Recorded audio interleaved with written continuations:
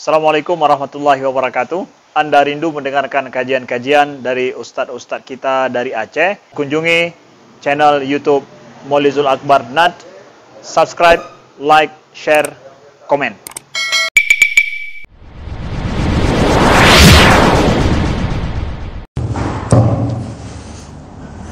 Assalamualaikum warahmatullahi wabarakatuh. Alhamdulillahi rabbil alamin. وبه نستعين على أمور الدنيا والدين. أشهد أن لا إله إلا الله وحده لا شريك له وأشهد أن محمدا عبده ورسوله الكريم. اللهم صل وسلم على نبينا وسيدنا المصطفى محمد وعلى آله وأصحابه أجمعين. أما بعد. رب اشرح لي صدري ويسر لي أمري واحلل عقدة من لساني يفقهوا قولي. Segala puji bagi Allah, kemudian salawat dan salam kepada Rasulullah, pada keluarga dan seluruh sahabat-sahabatnya. Bapak Ibu jamaah salat maghrib yang Allah muliakan, insyaallah kita pada malam ini akan membahas seputar masalah kurban. Jadi kita tinggalkan dulu tentang masalah salat,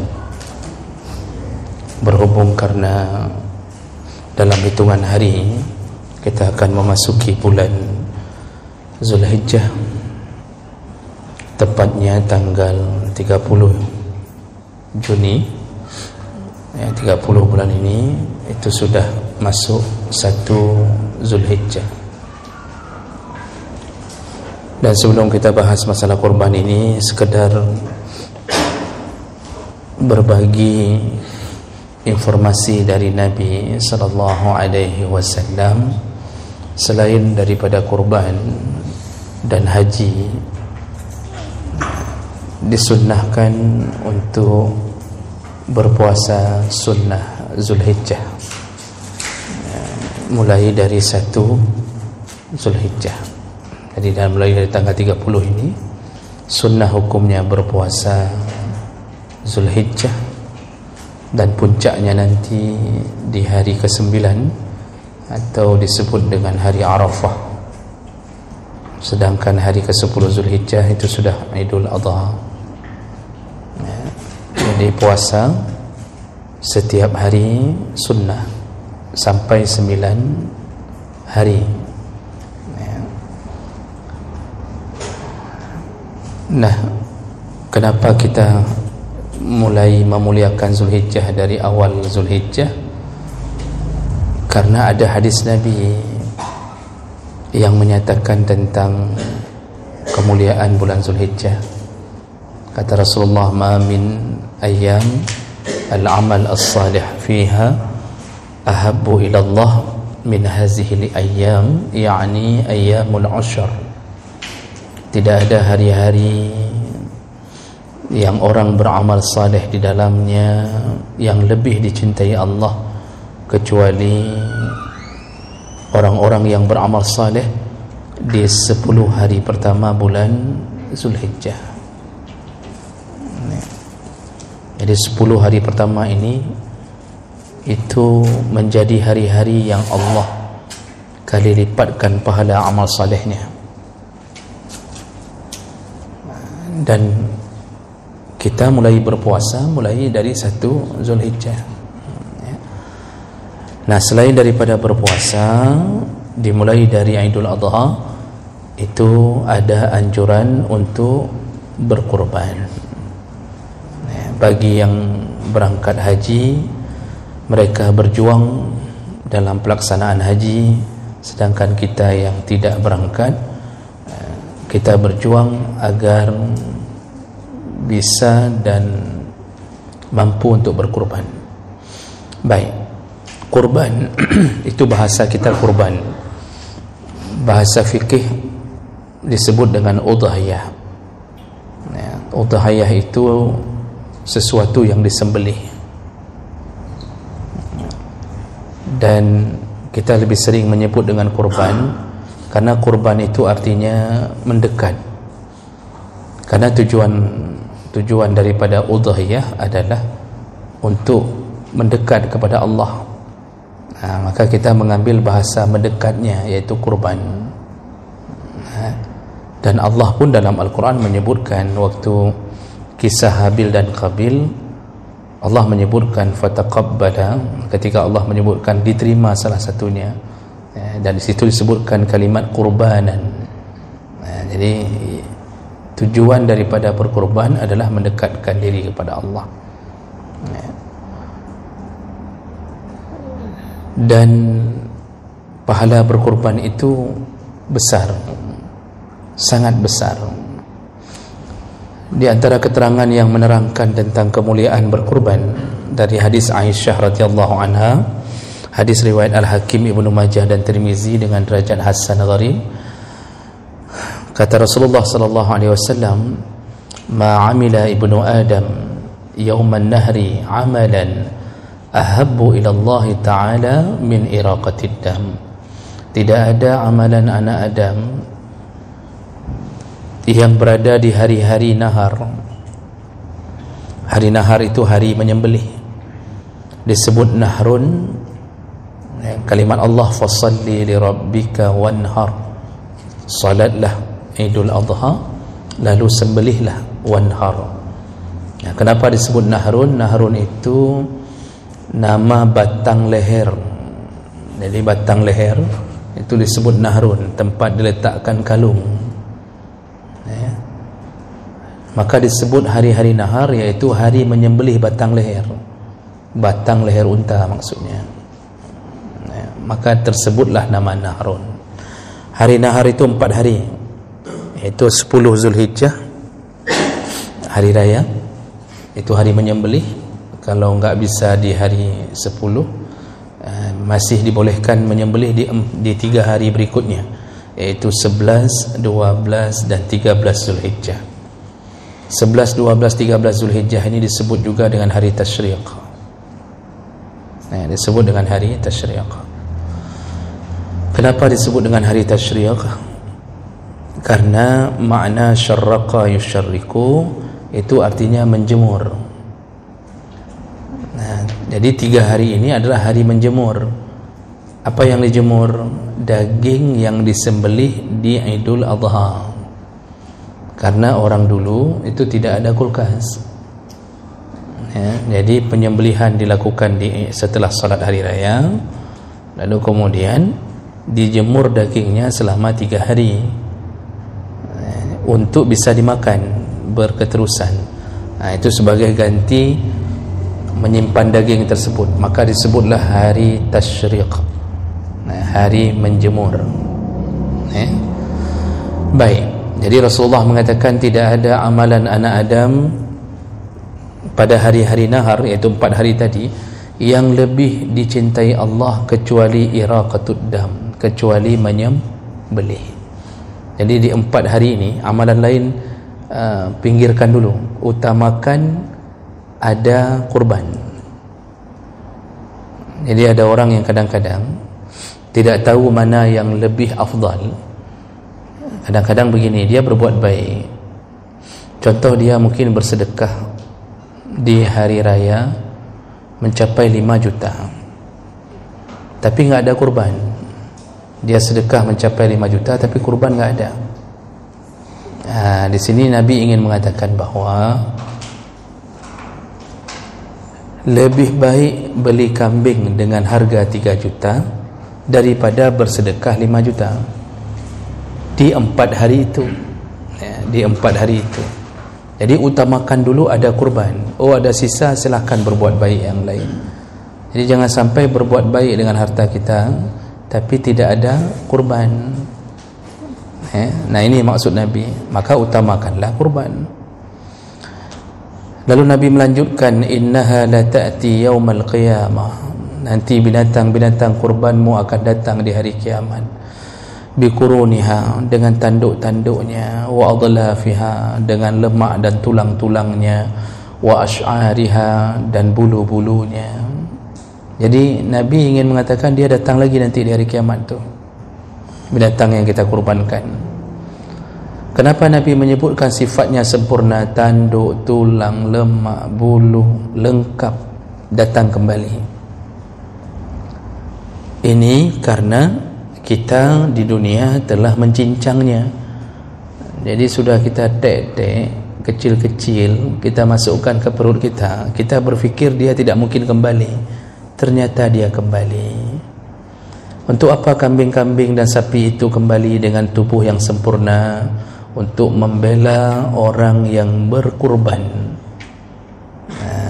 Jadi kan sering di mana-mana saya bahasakan, ini ada hal yang tidak masuk akal, bahawa kita menyembelih sapi, kambing, otomatis yang merasakan sakit itu mereka, tapi mereka datang balik untuk membela orang yang menyakitinya. Kan tak masuk akal itu. Kita sembelih yang tahan sakit kambing, yang galau kambing, yang susah kambing, tapi di hari kiamat dia datang membela orang yang menyusahkannya, orang yang menyakitinya. Ini kan enggak masuk akal sebenarnya, tapi terjadi. Kenapa? Karena kita melakukannya karena ketaatan pada Allah. Nah, ini yang menyebabkan hal yang tidak masuk akal pun menjadi masuk akal. Secara logika, enggak ada orang yang kita sakiti mau membela orang yang menyakitinya, tidak ada. Nah, kita hidup bertetangga, ada satu perkara yang kita tersakiti, kita tidak akan bela tetangga itu di hadapan Allah, malah kita menuntutnya agar dia masuk neraka dengan amal buruknya. Tetapi itu bukan karena urusan ketaatan, makanya terjadilah kebencian. Jadi binatang kurban ini datang menjadi saksi pembela orang yang berkurban. Nabi sambung, wa inna ad-dam la yaqa' min Allah azza wa jalla bi makanin qabla an yaqa' 'ala al-ard. Dan darah yang tumpah, darah yang muncrat ketika engkau menyembelih binatang lebih duluan sampai ke hadapan Allah dibandingkan jatuh ke tanah, kata Nabi. Lebih duluan darah itu sampai ke sisi Allah dibanding jatuh ke tanah. Padahal antara leher kambing dengan tanah itu cuma 1 senti jarak setelah kita jatuhkan ke rusuk kiri. Ini mau kita sembelih ni, hanya berjarak 1 senti. Tapi Masya Allah, 0,0 sekian detik sebelum muncrat darah itu jatuh ke bumi, pahala orang berkorban sudah duluan dicatat di sisi Allah. Nah, ini makanya Nabi mengatakan di ujung hadis, fatibu biha nafsan, bersemangatlah engkau untuk berkurban. Diberi semangat oleh Nabi, bersemangatlah untuk berkurban, karena terlalu besar pahala kurban.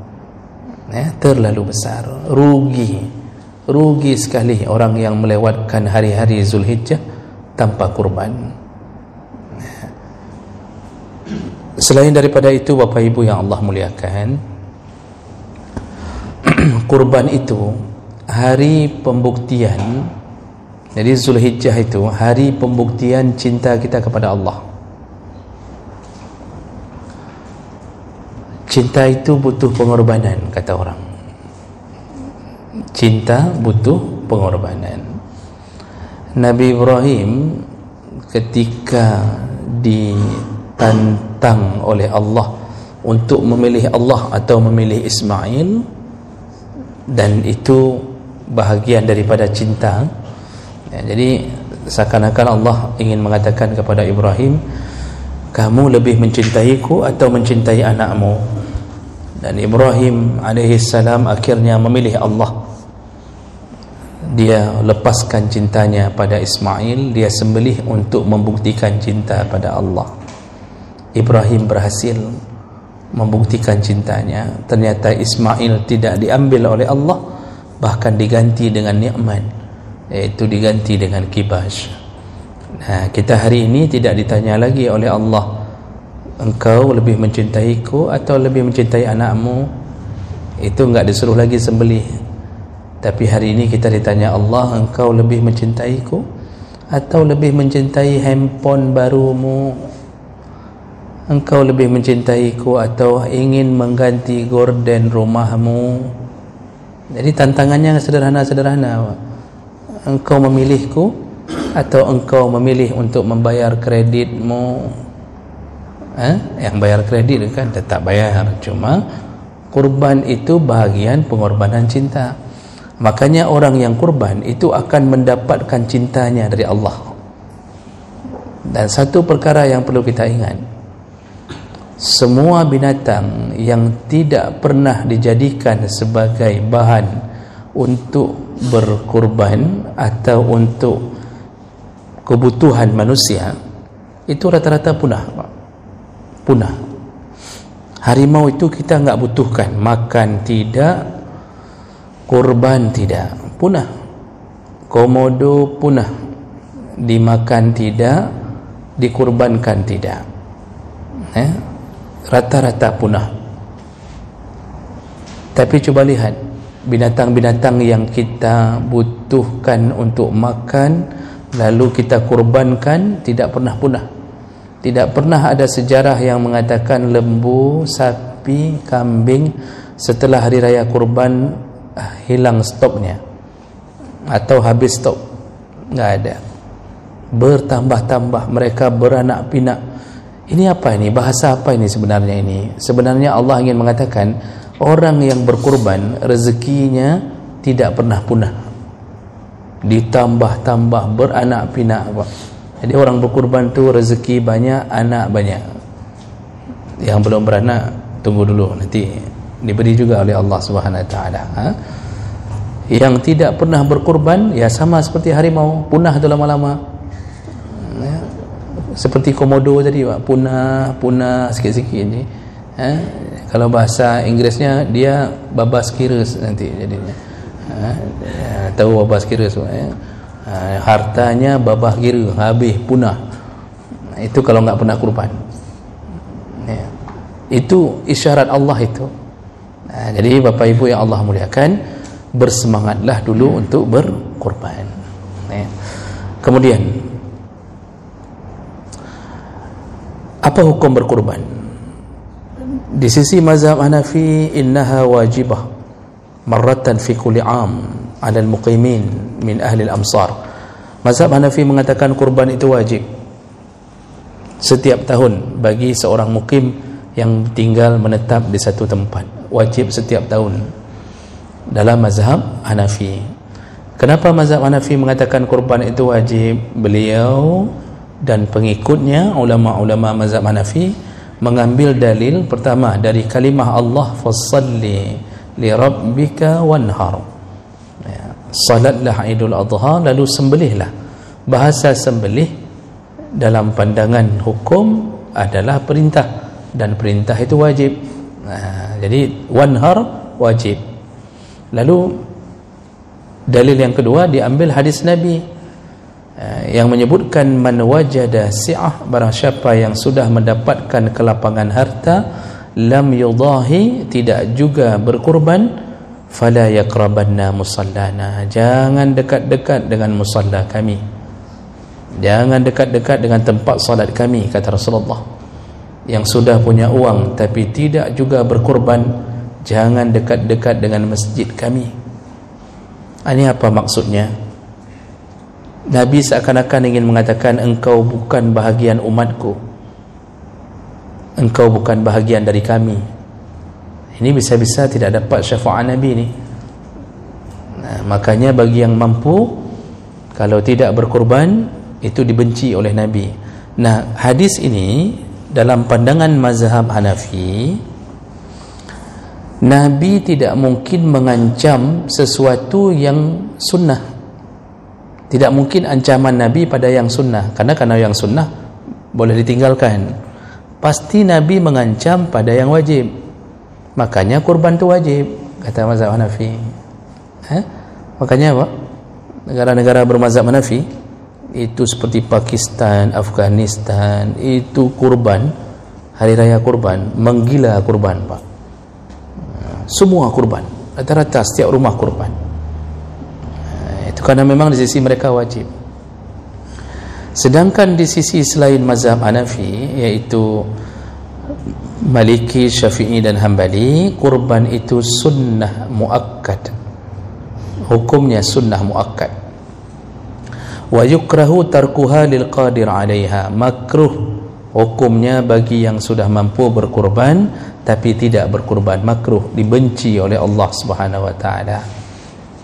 Dibenci ini bisa macam-macam efeknya, bisa dicabut nikmat, dikurangi nikmat, dicabut keberkahan oleh Allah di atas hartanya. Tak pernah kurban, uang meledak-meledak, tapi tak pernah kurban, makruh hukumnya. Kenapa selain mazhab Hanafi mengatakan sunnah muakkad? Karena ada dalil-dalil yang memalingkan makna kurban yang wajib. Jadi mereka mengakui dasarnya wajib, tapi ada dalil-dalil yang memalingkan makna wajib menjadi sunnah muakkad. Apa dalilnya? Di antaranya hadis dari Ummu Salamah, anna Rasulullah sallallahu alaihi wasallam qala, Rasulullah berkata, "Iza ra'aitum hilala Zulhijjah," kalau engkau sudah masuk awal Zulhijjah. Jadi tanggal 30 ini berarti hari Kamis. Tanggal 30 ini hari Kamis. Kamis maghrib itu masuk, oh tidak, Rabu maghrib masuk 1 Zulhijjah.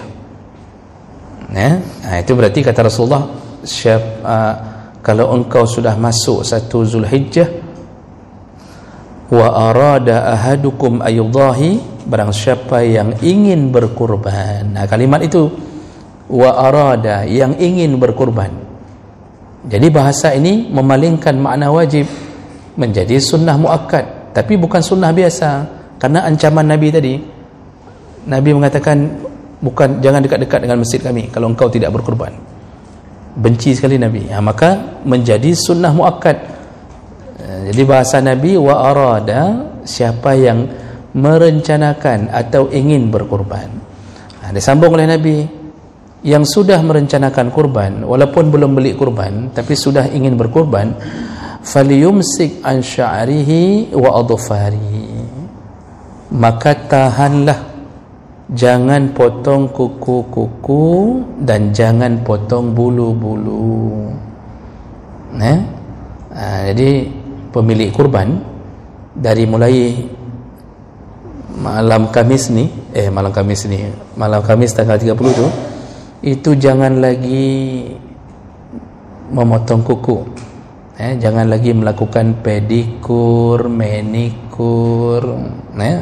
Bapak-bapak tahu pedikur, manikur? Yang model-model uruh-uruh model-model hiasi kuku, potong sedikit, jangan lagi. Juga jangan ganggu bulu, semua bulu rambut, alis, bulu hidung, biar panjang semuanya. Bulu hidung biar jatuh ke bibir, damang lelah babah benda ni gede. Kuku biar panjang terus. Sampai kapan? Sampai disembelihnya hewan kita, kurban kita. Hukumnya sunnah memelihara kuku dan bulu-bulu sampai disembelih hewan kurban kita. Disembelih di hari raya pertama, alhamdulillah, berarti hari itu hari terakhir kita menahan gatal-gatal, rambut panjang, kuku panjang. Tapi kalau sempat kurban kita disembelih di hari raya keempat, hari tasyrik terakhir, sabar-sabarlah sedikit lagi, jangan ngamuk-ngamuk, jangan telefon panitia, kalau sembelih kakoh bagah bacuk nak ikut tendi kedai tahan ka. Sabar-sabar sikit lagi. Untuk apa disuruh tahan bulu dan kuku-kuku ini? Imam Syafi'i itu pernah menjelaskan tujuannya agar kuku dan bulu-bulu ini menjadi saksi di hari kiamat bahwa dia panjang karena ketaatan kita pada Allah SWT. sekaligus membawa membawa tubuh kita, tempat lengketnya kuku, tempat lengketnya bulu, itu digiring untuk masuk surga. Jadi itu maksud Nabi SAW. Nah, itu di antara sunnah. Nanti baru terbahas masalah sunnah. Nah, dalil ini memalingkan makna wajib. Ada dalil lain yang memalingkan makna wajib menjadi sunnah, yaitu hadis Ibnu Abbas, sami'tu Rasulullah sallallahu alaihi wasallam yaqul, aku pernah mendengarkan Rasulullah berkata, salasun hunna alayya faraid wa hunna lakum tatawwu'. Ada 3 perkara wajib untukku, sunnah bagi kalian, kata Rasulullah. 3 perkara wajib untukku, sunnah bagi kalian. Apa saja? Yang pertama al-witru, yaitu salat witir, sunnah bagi kita, wajib bagi Nabi. Yang kedua wan nahru, yaitu menyembelih, sunnah bagi kita, wajib bagi Nabi. Yang ketiga wassalatud duha, dan salat duha, sunnah bagi kita, wajib bagi Nabi. Hadis riwayat Ahmad dan Al-Hakim dan Daruqutni. Jadi ini juga menjadi dalil bahawa ternyata kurban sunnah bagi kita. Kemudian juga ada petunjuk lain yang menyebutkan tentang sunnah berkurban, yaitu Abu Bakar dan Umar kana la yudahyan. Jadi Abu Bakar dan Umar pernah tidak berkurban. Makhafatan antara an-nas zalika wajiban. Khawatir kalau umat mengira kurban itu wajib. Jadi sengaja ditinggalkan oleh Abu Bakar dan Umar. Jadi ada 1 tahun Abu Bakar enggak kurban dan ada 1 tahun Umar enggak kurban. Tujuannya agar umat jangan mengira itu wajib. Karena Abu Bakar dan Umar menyadari diri, dia termasuk orang-orang yang direkom oleh Nabi sebagai petunjuk umat. Dan ini enggak berlaku bagi kita, Bapak Ibu. Jadi jangan sampai kita hari ini enggak kurban, lalu ditanya, apakah hendak kurban, kenapa enggak kurban? Agar umat jangan mengira wajib. Memang kita siapa? Dipikir kita jadi petunjuk untuk orang lain. Jangankan mentabuh kampung, mentabuh lorong mentang anak songing dah. Nah, itu petunjuk itu bagi orang-orang yang rekomendasi dari Nabi. Jadi kalau untuk kita, tiap tahun disunnah muakkadkan berkurban. Baik, lalu ditambahkan dalam mazhab Syafi'i. Ini penting, ditambahkan dalam mazhab Syafi'i, annal udhiyah sunnatun kifayah likulli baitin. Itu kurban tus menjadi sunnah kifayah di dalam setiap satu rumah. Tadi kan sunnah muakkad pada setiap pribadi, tapi menjadi sunnah kifayah dalam satu rumah. Apa maksudnya? Seperti solat jenazah fardu kifayah dalam satu kampung, kalau enggak ada yang solat jenazah satu pun, dosa satu kampung semuanya, dosa besar satu kampung. Yang solat jenazah gugur, telah menggugurkan dosa kampung itu. Begitu juga dalam mazhab Syafi'i disebutkan sunnah satu rumah untuk berkurban salah satu di antara keluarga itu. Jangan sampai satu keluarga enggak ada satu pun yang berkurban kalau mampu. Nah, ini dalilnya yaitu hadis Mihnaf bin Sulaim qala kunna wuqufan ma'an Nabi sallallahu alaihi wasallam, kami pernah bersama Nabi sallallahu alaihi wasallam, fasami'tuhu yaqul, lalu aku mendengarkan. Jadi ada yang mengatakan tadi sama-sama wukuf bersama Nabi sallallahu alaihi wasallam, lalu Rasulullah berkata, ya ayuhan nas, wahai manusia atau wahai orang-orang, ala kulli ahli baitin fi kulli amin udhiyah, hendaknya dalam satu rumah ada satu yang berkurban, kata Rasulullah. Nah, jadi disunnahkan dalam satu rumah, satu kakak tu ada satu yang berkurban. Kalau enggak suami ya isteri, kalau enggak isteri anak-anak yang sudah mampu. Jangan sampai satu rumah enggak satu pun kurban. Kalau setiap pribadi dalam rumah itu berkurban, itu lebih bagus. Suami punya kurban sendiri, isteri punya kurban sendiri, anak-anak yang punya kemampuan juga kurban, itu bagus. Tapi kalau enggak ada, paling kurang suami kurban sebagai kepala rumah tangga. Oh, rupanya suami enggak ada wang, habis untuk nafkahi keluarga. Isteri punya simpanan, isteri kurban. Nah, bagaimana dengan pahalanya? Pahala bisa didapatkan untuk satu keluarga. Pahala satu berkurban dalam keluarga, pahala bisa didapatkan untuk satu keluarga. Dan itu malah paling dikuatkan dalam mazhab Syafi'i. Dalam kitab Tuhfah juga disebutkan begitu. Dalam Fatwa Ar-Ramli oleh Imam Ar-Ramli juga disebutkan begitu. Dalam kitab Majmu' Imam Nawawi pun menyebutkan begitu. Satu orang kurban dalam satu keluarga, pahala bisa bersyarikat satu keluarga. Dan tidak berkurang pahala, bukan seperti kuih dibagi-bagi. Jadi di copy paste, diambil penuh-penuh tu semuanya tu. Nah, mana dalilnya? Di antaranya yaitu Rasulullah sendiri ketika berkurban. Jadi pernah Rasulullah berkurban bikabasyain. Rasulullah pernah berkurban dengan 2 ekor kibas saminain yang gemuk. Makanya yang gemuk-gemuk itu besar pahalanya. Kurban pun yang paling bagus yang gemuk, maka yang gemuk bagus dikurbankan. Yang kurus malah enggak sah kurban. Jadi yang gemuk itu berharga di dunia, berharga di akhirat. Yang kurus-kurus, kurban pun enggak sah. Maka jangan terlalu kurus, Pak. Bertembun becun.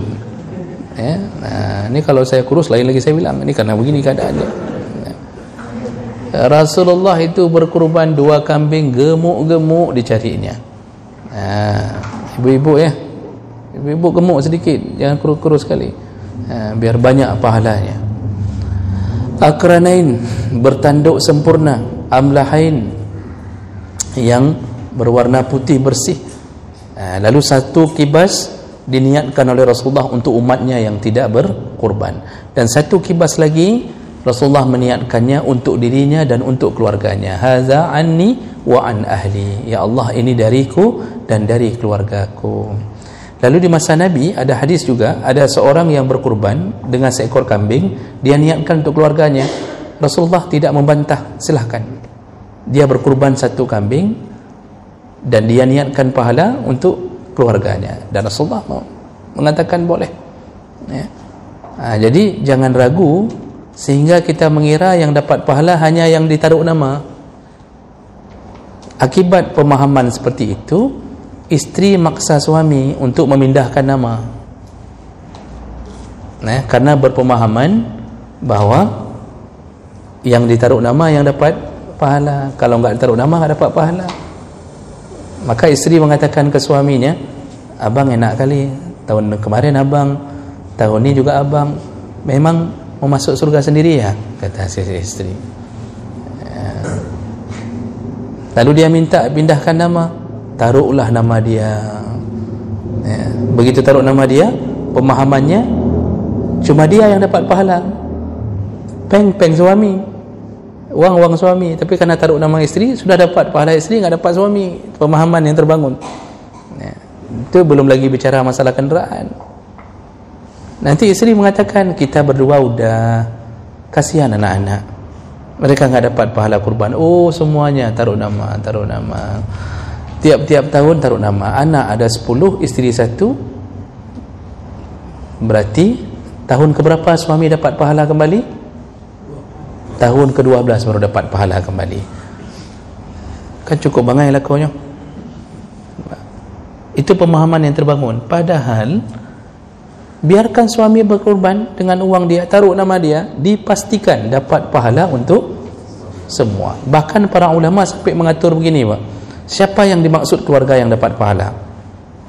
Itu disebutkan dalam kitab-kitab Syafi'iyah, Imam Malik, semuanya menyebutkan Yang dimaksud pertama adalah orang-orang yang tinggal di rumah itu. Jadi pahala itu bisa dibagi yang tinggal di rumah itu.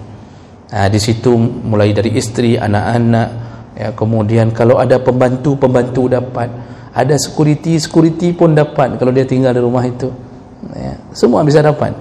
Maka tinggal di rumah orang saleh banyak pahala yang dibagi, ya. Dan pemahaman, dan kemudian yang kedua kata para ulama, yaitu orang-orang yang berhubungan, yang diberi yang wajib nafkah kepada si pekurban. Misal seorang kurban, dia wajib nafkah. Siapa yang dia wajib tanggung nafkah? Orang tuanya dapat pahala, istrinya dapat pahala, anak-anaknya dapat pahala. Oh, dia pelihara anak yatim yang dia wajib, atau keponakannya dia tanggung jawab nafkahnya setelah meninggal ayahnya, itu pun dapat pahala. Sampai ke situ pembicaraan para ulama tentang pahala. Jadi jangan sempit-sempitkan pahala. Dapat Pak, jangan ragu. Jadi para ibu-ibu nggak perlu maksa-maksa sampai pindahkan nama ke anak. Biarkan suami berkurban. Oh, ibu ada uang sendiri, kurban juga, itu lebih bagus lagi. Jadi ini dalam mazhab Syafi'i, dalam satu kakak hendaknya ada selalu yang berkurban. Jangan sampai tidak ada kurban satu orang pun kalau mampu. Baik, yang terakhir untuk malam ini, nanti kita sambung pertemuan yang akan datang biar ada waktu sedikit tanya jawab. Kemudian, karena sudah begitu suruhannya, maka bagaimana yang disebut dengan mampu? Tadi kan sunnah muakkad bagi yang mampu, makruh enggak kurban. Kalau begitu, siapa yang disebut mampu? Menurut mazhab Hanafi, tadi mazhab Hanafi mengatakan kurban itu wajib. Menurut mazhab Hanafi, yang disebut mampu dan wajib kurban adalah ayyakuna malikan 200 dirham allazi huwa nisabuz zakah, yaitu orang-orang yang sudah mempunyai harta sebanyak 200 dirham dan itu menjadi nisab zakat dalam mazhab Hanafi. Itu wajib kurban. Dosa kalau enggak kurban dalam mazhab Hanafi. Kemudian menurut mazhab Malik, yang disebut mampu dan makruh enggak kurban adalah allazi la yahtaju ila samaniha li amrin daruri fi 'amihi, yaitu orang yang sudah sanggup beli satu binatang kurban, anggap 3 juta kambing hari ini, dan dia tidak butuh lagi 3 juta itu untuk kebutuhan primernya, kebutuhan darurat. Berarti ada uang lain untuk hidup. 3 juta itu kalau dia beli kambing, hana mekarat napeng lain untuk hidup dia. Beli nasi ada uang lain, maka dia sudah dianggap mampu. Menurut mazhab Hambali, allazi yumkinuhul husul ala samaniha walau biddain, yaitu orang-orang yang sanggup membeli binatang kurban walaupun dengan berhutang. Tadi mazhab Malik di ujungnya mengatakan begini, walau istata'a ayastadin istadan, kalau dia mampu berhutang lebih dahulu maka berhutanglah. Mazhab Hambali juga mengatakan walau dengan berhutang. Jadi salah satu tempat yang dianjurkan berhutang adalah ketika kurban. Syaratnya bayar hutang, mampu bayar hutang. Jadi misal PNS nih, gaji belum keluar, pas waktu masa untuk berkurban, berhutang dulu, nanti keluar gaji bayar. Kalau enggak bayar, dia yang kita kurbankan. Jadi Nabi penyampaian si alih juta kepa dia kurban boleh, padahal berhutang itu tidak baik. Tapi masalah kurban, mujtahid besar ini malah suruh berhutang. Kenapa Pak?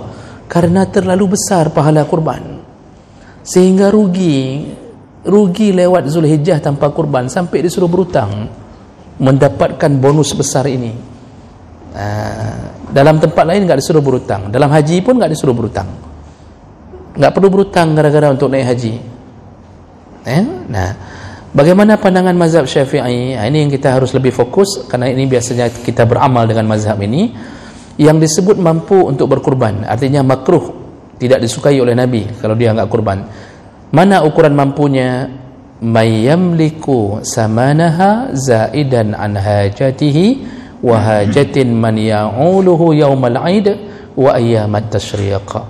Jadi kata mazhab Syafi'i, yang disebut mampu adalah Orang-orang yang ada uang untuk beli binatang kurban, anggap 3 juta tadi, ada uang untuk beli binatang kurban, lalu masih ada uang lebih untuk menghidupi dirinya dan keluarganya sampai hari tasyriq. Jadi ini sudah kita beli 3 juta, ada uang, masih ada uang, bisa hidup sampai hari raya keempat, batasannya sampai hari raya keempat. Jadi begitu kita lihat sisa uang, sip, maka orang itu sudah disebut mampu. Enggak kurban, makruh, dibenci oleh Allah Subhanahu Wa Taala. Jadi kalau kita standarkan ke mazhab Syafi'i, rata-rata kita sudah kena kurban Pak hari ini. Hari ini pintu rezeki itu Allah beri lebih dibandingkan dulu. Semiskin-miskinnya orang hari ini, paling kurang uang simpanan ada. Apalagi kita yang kerja macam-macam walaupun honorer, ada uang 3 juta dan masih ada uang untuk bisa hidup sampai hari raya keempat, disuruh berkurban. Sayangnya kita yang bermasalah hari ini apa? Kita hari ini iman kita bermasalah. Untuk yang lain kita sanggup beli, untuk kurban kita selalu enggak sanggup. Jadi ketika sampai bulan kurban, waktu ditanya nak kurban tahunnya, ada rencana kurban tahun ini, selalu jawabannya home ana doa begah, enggak tahulah kayak manalah, nanti kita lihat sang home kata dia. Kayak gitu, enggak ada rencana itu.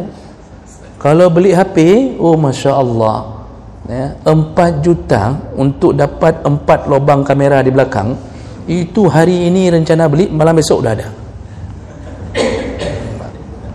Sampai segitunya ya. Fasilitas rumah macam-macam ada. Itu di rumah aja itu serba Jepara. Ruang tamu Jepara semua. Itu satu paket Jepara, kursinya aja udah 9 juta. Satu ruang tamu bisa puluhan juta. Lampu kristal di tengah ruang tamu itu Pak. Kipas angin berair. Bukan kipas angin biasa, TBE, TBE. Sanggup dia beli, Masya Allah ya. Jam tangan Rolex Haji Barangkau 4 juta ya. Nggak ada jarumnya, nggak ada jarum, nggak ada nomor, ada bulatnya tapi jadi sanggup dia beli. Truk bak binatang kurban home, hai anak orang pegah lo malih napek ngalih home. Makanya hati-hati, kita ini masuk kategori dalam mazhab Syafi'i. Kalau itu ukurannya masih bisa hidup setelah beli binatang kurban sampai hari raya keempat, rata-rata kita kena kurban Pak. Cuma aneh, satu kampung 200 kakak. Contoh, lancang garamnya padung kakak Ustaz.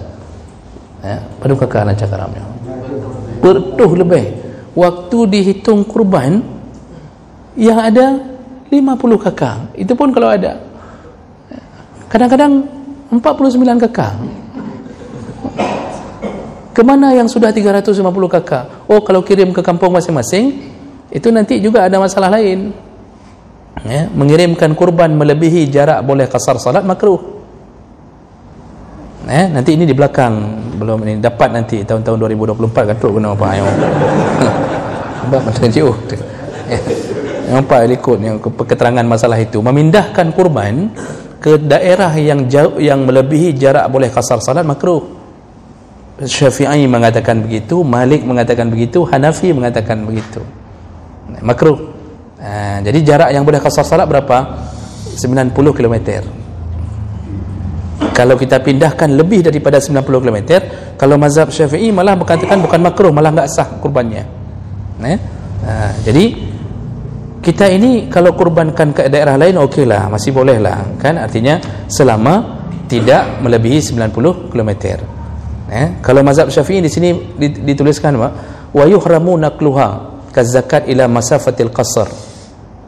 Tidak boleh memindahkan kurban, haram melebihi jarak boleh qasar salat seperti zakat 90 km. Jadi kalau ke Biren aman baru 60. Kalau ke Panten aman sekitaran itu juga.